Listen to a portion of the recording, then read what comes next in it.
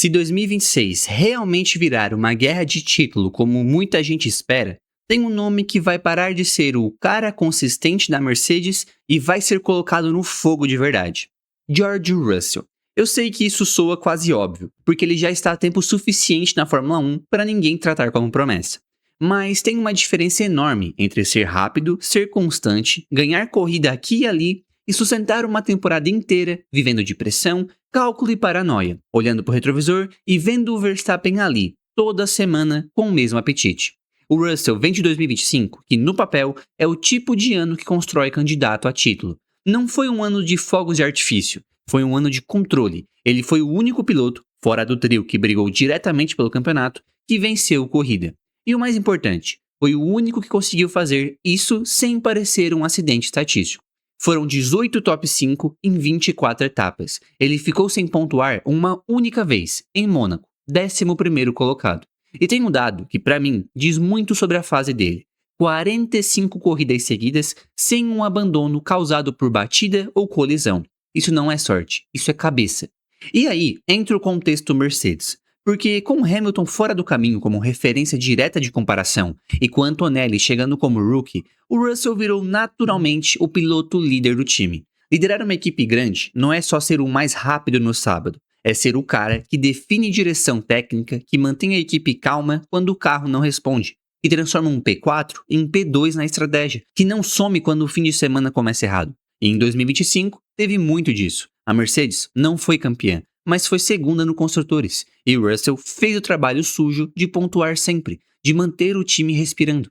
Só que existe um detalhe cruel nessa conversa toda, e o próprio Russell deixa escapar quando fala.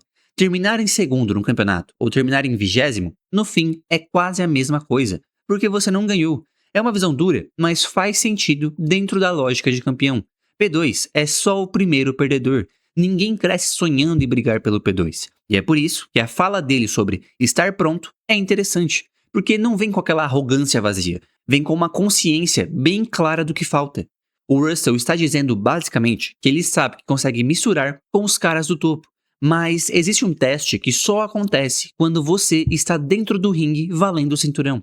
É ali que o cara descobre se ele aguenta, porque velocidade o Russell tem. Ele já mostrou isso em momentos específicos.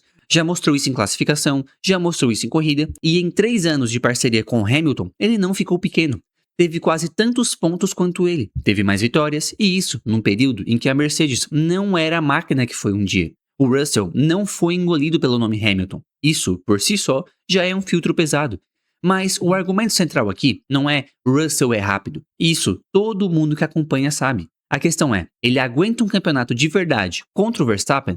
Porque o Verstappen, hoje, é o padrão ouro. Não é só o piloto mais completo do grid. É o cara que, quando o carro está bom, vira rolo compressor. E quando o carro não está perfeito, ele ainda assim encontra um jeito de estrangular no detalhe. O Russell fala algo que eu gosto, que é a ideia de que o Verstappen é o único cara que faria as pessoas questionarem. É com ele que você quer medir a régua. E eu concordo. Se você quer saber o tamanho real de um piloto, você mede no Verstappen. Só que até hoje, o Russell não teve essa chance em condições reais. Ele teve batalhas pontuais, teve condições específicas em que a Mercedes esteve próxima. 2025 teve mais momentos assim do que anos anteriores. Mas montar uma batalha de título é outra matemática. A batalha de título é quando você não pode perder ponto bobo, quando você não pode ter uma largada ruim, quando você não pode errar um track limits, quando uma volta deletada no sábado vira um domingo infernal. E é aqui que a consistência de 2025 vira um argumento a favor dele. Menos erro, mais controle, mais disciplina, menos ruído. E aí ele puxa Schumacher na Ferrari. E essa comparação, se for usada com inteligência, é forte. Porque o Schumacher chega na Ferrari em 96 e demora 5 anos para ganhar o primeiro título. Muita gente só lembra da era dominante, mas existe uma fase anterior de construção, de frustração, de derrotas seguidas entre 96 e 99. E isso é exatamente o tipo de coisa que um piloto precisa guardar na cabeça para não entrar em desespero quando o título não vem imediatamente. O Russell está indo para o 5º ano de Mercedes em 2026. Ele está basicamente dizendo: eu estou fazendo o meu caminho e eu entendo que não é instantâneo. Agora, o que deixa essa história realmente interessante é o cruzamento de duas variáveis, a Mercedes e o Russell. Porque se 2026 realmente embaralhar a hierarquia por causa do regulamento, E se a Mercedes acertar a mão, você tem um piloto que está no auge da maturidade técnica, com experiência suficiente para liderar e com fome suficiente para não se acomodar. E do outro lado, você tem a referência absoluta do grid, que não dá espaço, não dá folga e não cansa de ganhar. A pergunta que fica é simples, e ela não é sobre velocidade, ela é sobre o tipo de pressão que só um título gera. E é aqui, no meio desse cenário, que eu preciso te lembrar de uma coisa rápida. Se você curte esse tipo de análise e quer entrar ainda mais no detalhe no mundo da Fórmula 1, dá uma olhada na loja da Autofórmula, porque tem produto e acessório bem legal para quem vive Fórmula 1 no dia a dia. E usando o cupom MOTOR01, você ganha 10% de desconto. O link vai estar na descrição e no comentário fixado. Voltando, o Russell diz que está pronto, mas também diz que precisa ser paciente. E essa frase tem duas leituras. A primeira é madura, ele sabe que o campeonato depende do carro. A segunda é mais tensa. Ele sabe que o tempo passa. A Fórmula 1 não espera. E se você quer virar campeão, chega o momento em que a janela abre e depois ela fecha sem pedir licença. Em 2026, a janela pode abrir de um jeito em que a gente ainda não está medindo direito. E se isso acontecer, a Mercedes vai precisar de um piloto que transforme chance em realidade e não em quase.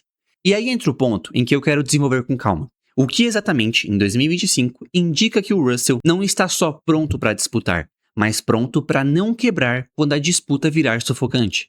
E com o tipo de adversário que o Verstappen é quando sente que alguém realmente pode ameaçar. Porque, no fim das contas, quando a gente fala pronto para o título, a gente costuma misturar duas coisas como se fossem a mesma: performance e mental. E não são. Performance você mede com dados, consistência, ritmo de corrida, comparação interna, execução de fim de semana. Mental você só mede em um lugar, quando todo domingo vale ouro e qualquer erro vira manchete, vira crise, vira rachadura dentro do time. O Russell, em 2025, entregou um pacote que, tecnicamente, se encaixa no que um candidato ao título precisa ser. Primeiro, ele foi extremamente previsível no bom sentido. Você sabia que ele ia estar ali. Top 5 virou rotina. Isso é muito mais importante do que parece, porque campeonato não é só feito de domingos brilhantes. Campeonato é feito de domingos em que o carro não é o melhor, mas você sai com o máximo possível. E a Mercedes, mesmo melhorando, ainda teve fins de semana em que não era referência. E mesmo assim, o Russell estava somando. Segundo, ele cometeu menos erros. Parece simples, mas é o que separa o piloto rápido do piloto campeão. O cara pode ter talento de sobra, mas se ele entrega 2 ou 3 domingos jogados fora por temporada, acabou. Principalmente se do outro lado você tem Verstappen. E aqui entra a sequência de 45 corridas sem batidas. Isso mostra a leitura de corrida, noção de risco e uma evolução bem clara em relação a momentos do passado em que às vezes forçava demais. O Russell parece ter entendido o jogo. Terceiro, ele assumiu o centro de gravidade do time. E isso, de novo, só aparece quando a equipe precisa tomar decisões. A Mercedes pós-Hamilton vai ser obrigada a se reestruturar em torno de outro líder de pista. O Antonelli pode ser um talento absurdo, pode virar fenômeno, mas em 26 ele ainda vai estar aprendendo a sobreviver na Fórmula 1, não liderando uma corrida tática contra o Verstappen. Então, inevitavelmente, o Russell vira o pilar. E o que a gente viu em 25 é que ele aceitou isso sem travar. Agora, o que falta? Falta o cenário real de título. E aí eu volto naquela sua própria leitura, que eu acho a mais honesta. Russell tem tudo para ser campeão, mas a gente ainda não viu ele dentro de uma disputa longa, para saber se ele vai sustentar mentalmente. Porque uma disputa de título muda até a maneira como você enxerga o seu próprio carro. Você começa a sentir que qualquer detalhe está conspirando contra você. Um pit stop lento não é só um pit stop lento, é um sinal de que a equipe está falhando. Um erro de estratégia não é só um erro, é uma traição. Um rádio atravessado vira dúvida. É assim que as histórias de campeonatos se perdem. E a comparação com Schumacher vira mais interessante ainda, porque não é só demorou 5 anos para ganhar. É sobre o tipo de construção interna que isso exige. Schumacher não foi campeão na Ferrari porque era só rápido. Ele foi campeão porque construiu um ecossistema, porque aguentou anos de frustração sem explodir, porque transformou derrota em ajuste e porque quando o carro finalmente veio, ele já estava pronto para esmagar. O Russell, quando fala isso, está deixando claro que ele quer seguir um caminho de maturidade, não de desespero. Só que existe um componente que o Schumacher não enfrentava do mesmo jeito. Um adversário que hoje é quase um sistema fechado.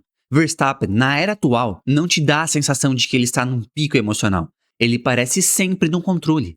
Isso é assustador para qualquer um.